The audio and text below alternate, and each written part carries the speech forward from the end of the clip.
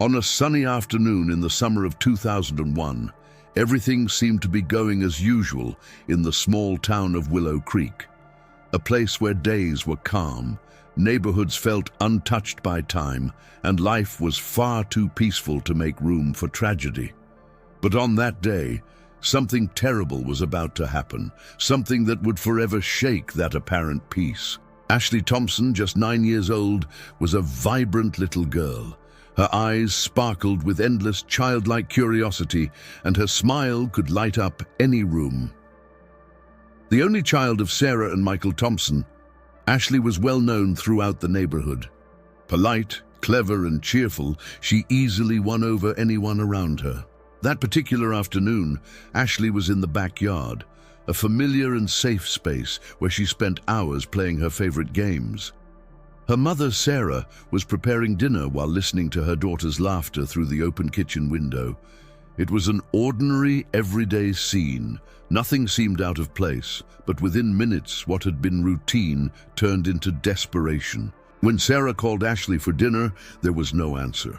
Thinking she might be distracted, she walked out into the yard with a smile on her face. That would soon turn into panic. The yard was empty. There was no sign of the girl, no noise, no scream, no trace. Her bike was still leaning against the tree, her sketchbook thrown on the ground, a page half finished. Sarah ran through the house, the nearby streets, calling out her daughter's name. Michael arrived just minutes later, and soon the entire neighborhood was mobilized. The police were called immediately. A massive search began in the surrounding areas: parks, woods, abandoned houses. Helicopters flew overhead. Neighbors, friends, even strangers joined in. Everyone wanted to find Ashley, but no matter how hard they searched, no matter how many times they called her name, there was absolutely no clue. There were no signs of forced entry, no witnesses, no nearby security cameras. The backyard gate was locked, as always. It was as if Ashley had simply vanished. In the days that followed, the Thompson family lived a nightmare. With every hour that passed without news, hope gave way to anguish. Authorities set up a command post in the neighborhood, retraced the girl's steps, examined personal items, clothes, toys, anything that might offer a clue. But the town, once so used to peace, was now breathing fear. Locked gates, suspicious eyes, silent streets at night. What had happened to Ashley Thompson? Had someone taken her? Had she run away, and why? Nothing made sense. As days turned into weeks and media attention grew, a terrifying possibility began to set in. Ashley might never come back. No family is ever prepared for a disappearance. No community believes that evil can come to their doorstep until it does. What happened to Ashley that summer afternoon? Where was she? And above all, why? If you have any information about the disappearance of Ashley Thompson, please contact local authorities. Everyone's help is crucial. A frantic search.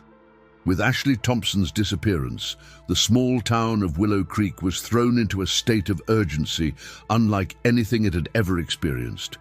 In the first 48 hours, every minute mattered, and everyone knew it. Experts in child abduction cases often say that after this critical window, the chances of finding a child alive drop dramatically. Local police were quickly reinforced by state and federal units. The response was immediate and massive. Helicopters scanned the area using thermal cameras. Teams with trained search dogs combed through miles of forests, rivers, and vacant lots. Neighbors opened their gates and homes for voluntary searches. No one wanted to leave a single stone unturned. Meanwhile, the Thompson family was living through an emotional whirlwind. The house, once full of life, had fallen silent, now filled with the voices of detectives and journalists. Sarah refused to leave Ashley's room. She slept on the floor next to her daughter's bed, hoping the door would open. Michael could barely eat. He only left the house to help with the search or speak with investigators. The news spread quickly across local media and within days gained national coverage. TV programs aired photos of Ashley, described the last outfit she was seen wearing, a pink floral dress and white sandals, and made emotional pleas to the public. The hashtag #WhereIsAshley went viral. Then, on the 7th day after the disappearance, a new glimmer of hope emerged. A woman who lived on a nearby street claimed to have seen something strange on the night Ashley vanished. According to her, around 6:45 p.m., she saw a man standing next to the Thompson family's backyard gate. At first, she thought it was just a neighbor, but the man lingered for too long, watching the yard with unusual focus. The description was vague, but it struck a chord. Light-skinned, average height, dark hair, wearing jeans and a gray t-shirt. One detail, however, caught the investigators' attention. The man seemed to be carrying something in his arms as he left the sidewalk and quickly entered a nearby house. That house belonged to a man named Greg Marshall, a neighborhood resident for only a few years. Reserved and quiet, he lived alone and rarely spoke to anyone. When police came to question him, he appeared nervous. He claimed he had been out of town on the day of the disappearance, but his story had inconsistencies. Greg denied any involvement, but over the following days, he began behaving strangely. He was seen burning papers in his backyard at night. He added extra locks to his doors and windows. At one point, he was even spotted sleeping in his car. The once close-knit neighborhood now watched him with fear and suspicion. Police, however, needed evidence. Without a warrant, they couldn't search Greg's home. And despite his suspicious behavior, there was no direct evidence linking him to Ashley's disappearance. The search for Ashley continued, but more and more attention was shifting toward that shadowy address. And still, the days kept passing. Hope faded, but it never fully died. Every night, Sarah looked toward the front door, still waiting to hear the sound of soft footsteps, the creak of the doorknob, and Ashley's sweet voice saying, "Mommy, I'm home." No one is ever prepared for the silence of a child. And in that silence, time seemed to stand still. Was Greg Marshall the one responsible? Or was he just another fragile link in a long chain of assumptions? Where was Ashley? And why could no one see what seemed to be hiding in plain sight? Theories and suspicions. As time went on, the lack of answers began to raise more questions than it solved. Authorities kept the investigation active, but the case seemed to be at a standstill. The town of Willow Creek, once united in grief, began to fragment under the weight of rumors, distrust, and theories that spread quickly among the people. In the weeks following Ashley's disappearance, the media expanded its coverage, bringing in criminal behavior experts to analyze the case. Psychologists, retired detectives, and investigative journalists debated theories ranging from abduction by a stranger to conspiracies involving members of the very community itself. Many believed that Ashley had been taken by a stranger, someone with no ties to the family or the neighborhood. It was the easiest theory to accept, as it explained the sudden disappearance without leaving behind any clear trail.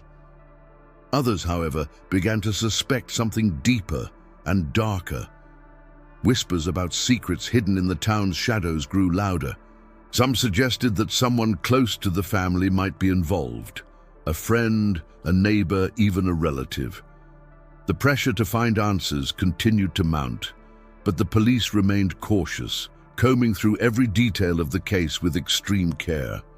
They knew that without solid evidence, any accusation could destroy an innocent life. Meanwhile, the Thompson family's pain became more visible by the day. Sarah, once a symbol of strength, now faced sleepless nights haunted by uncertainty. Michael fought to keep hope alive, but the absence of his daughter turned each day into an endless cycle of anguish. Friends and neighbors, once tightly knit, now avoided speaking openly. The fear of being wrong, of accusing the wrong person, was too great. The community, so proud of its safety and unity, found itself divided between compassion and suspicion. Some began organizing nightly vigils, lighting candles and praying for Ashley's return. Others started support groups for families of missing children, trying to transform pain into action. But despite all the efforts and every circulating theory, the case was growing cold in the hands of the police.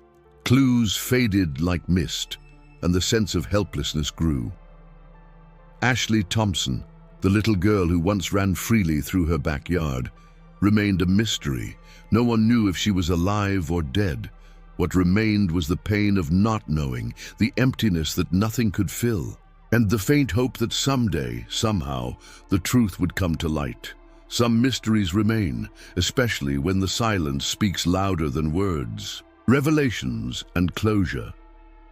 After months and even years of investigations, searches and unexpected twists, the disappearance of Ashley Thompson remained shrouded in mystery. But not every mystery stays hidden forever. Sometimes time and persistence uncover what once seemed lost for good. That's exactly what happened when, 1 year after Ashley went missing, a new lead surfaced. It was a detail that had been overlooked in the early days, but ended up changing the entire course of the investigation. A name that hadn't appeared among the initial suspects, someone almost invisible within the community. It was Mr. Martin Graves, a reclusive man with a history of minor offenses and psychiatric issues. He lived alone, kept to himself, and rarely interacted with anyone in the neighborhood. Investigators discovered that Graves had been living in the area for over a decade, but had almost never shown up at community events. Prompted by a new witness testimony, the police decided to question him again. That night, under intense pressure, Martin finally broke. He admitted to having seen Ashley on the day she disappeared, but denied any direct involvement. According to his statement, he saw the little girl walk into the nearby woods with another person. This revelation led authorities down a new path of investigation. Who was this other person, and why would Ashley follow someone she barely knew into such a secluded place? Then a team searching deep in the forest made a chilling discovery, a small object hidden among the trees, Ashley's necklace. It was unmistakable. A special gift from her mother, given on her birthday, and something she never took off. The discovery reignited hope, but also raised more questions. Sadly, despite this promising lead, the full truth remained elusive. The forest gave up no further clues. There was still no sign of Ashley or any answers about why she disappeared.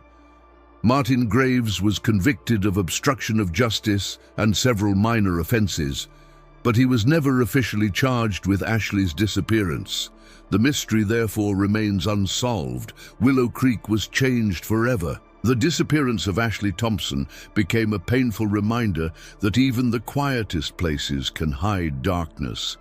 But it also revealed the strength of a community that, even in grief, refused to stop searching for the truth. Ashley has not been forgotten. She lives on in every heart that still holds out hope for peace, whether that peace comes from answers, from justice, or from the everlasting memory of a little girl who once lit up the world with her smile. If you have any information about the disappearance of Ashley Thompson, please contact local authorities.